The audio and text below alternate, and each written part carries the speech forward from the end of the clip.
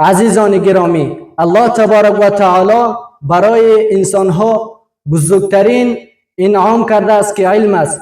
علم چراغ هدایت و وسیله پیشرفت و راه رسیدن به سعادت دنیوی و اخروی می باشد.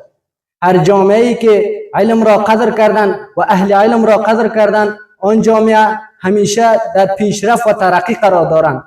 اما جامعه‌ای که اهل علم را قدر نکردند و اهل علم را قدر نکردند و ارزش ندادند، آن جامعه در فقر و در جهل و عقب ماندگی قرار دارند. الله تبارک و تعالی می فرماید: یرفع الله الذین آمنوا منکم والذین اوتوا العلم درجات. الله تبارک و تعالی بلند میبرد مقام و مرتبه کسانی را که از شما ایمان آوردند و کسانی را که برای اونها علم داده شده است. بله عزیزان من، شخصیت انسانی دارای کرامت و شرافت نیست مگر اینکه به زیور علم و تقوا آراسته باشد.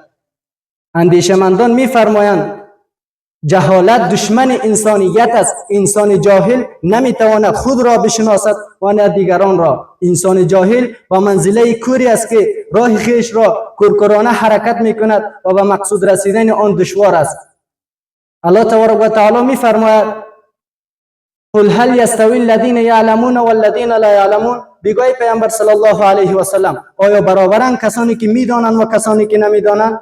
نه، هرگز برابر نیستند. شاعر چه زیبا میفرماید: جوشم اسب علم باید گداخت که بی علم نتوان خدا را شناخت. آن علمی با ارزش است که با ایمان و تقوا و عمل صالح باشد، زیرا علمی که انسان را به پروردگارش وصل نسازد، آن علمی که برای مقاصد دنیوی انسان ها استعمال شود، هدف اسلام آن نیست. یکی از بزرگترین مشکلات جامعه اسلامی این است که فاصله گرفتن از علوم اسلامی است و عقل نیز گواهی می‌دهد که یک انسان بدون علم نمی‌تواند حق را از باطل و سود را از زیان و راه درست را از راه نادرست تشخیص بدهد.